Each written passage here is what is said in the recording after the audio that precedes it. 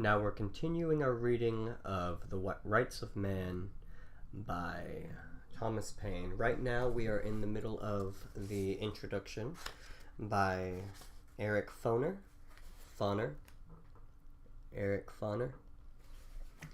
So, last off we read this phrase. I don't know where it appears in the actual book, but it's pretty poignant last time I read it. Not one glance of compassion, not one commiserating reflection that I can find throughout his book, that he has bestowed on those who lingered out in the most wretched of lives. A life without hope, in the most miserable of prisons. He is not affected by the reality of distress touching the heart, but by the showy resemblage of it striking his imagination. He pities the plumage, but forgets the dying bird. He pities the plumage, but he forgets the dying bird. Paine pointedly contrasted the new French system of government with its broad right of suffrage with that of England. Can anything be more limited and at the same time more capricious than what the qualifications are in England? He asked.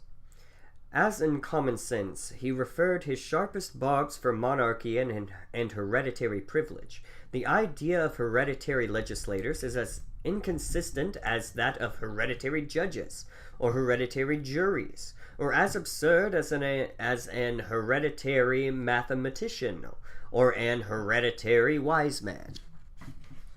They use "an" for hereditary. I guess they did not see the H as really doing much, and hereditary.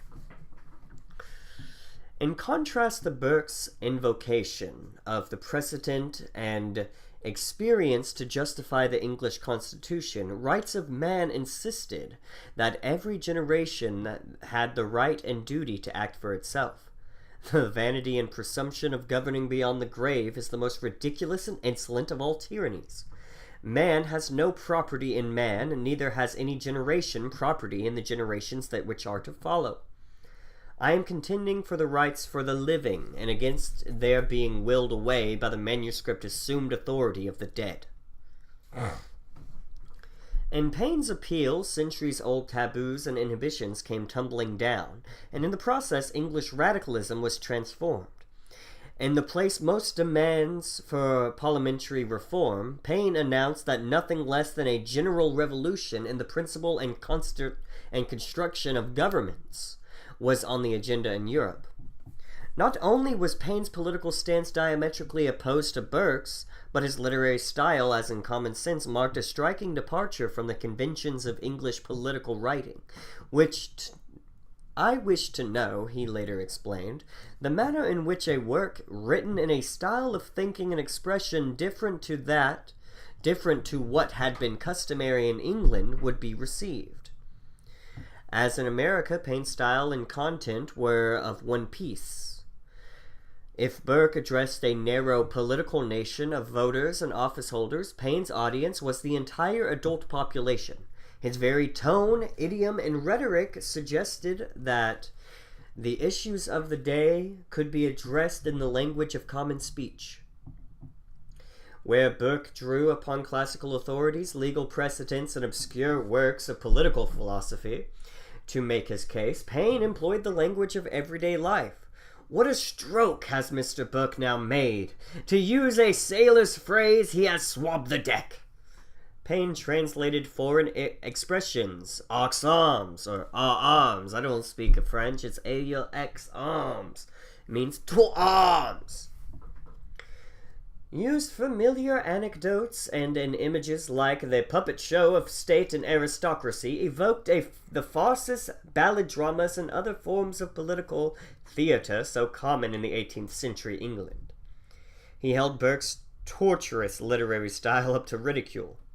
As the wandering audience, whom Mr. Burke supposes himself talking to, may not understand all his learned jargon, I will undertake to be its interpreter. 11 months after the first and second part of Rights of Man appeared, While Part 1 had essentially been a defense of the French Revolution, Paine now outlined his general theory of government and society. Rights of Man Part 2 is probably Paine's greatest work and his finest example of political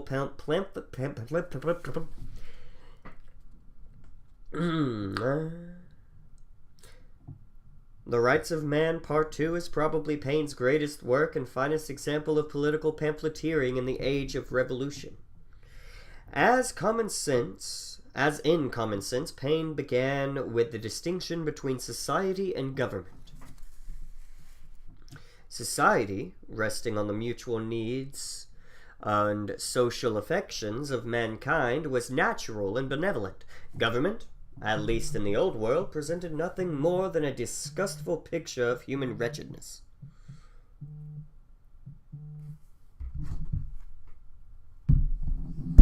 Howdy, howdy. What are you doing? Reading. Reading what? Common Sense by Thomas Paine. Not Common Sense, The Rights of Man. I'm reading an introduction that talks a lot about common sense and its relation to this book, so I got confused. Well, stop that and come here. Oh. Okay. Can I finish, like, a couple pages? No, why not? It's just our life that's wasting away. No one's life is wasting away. Damn it. Don't do that. Okay, I'll come over.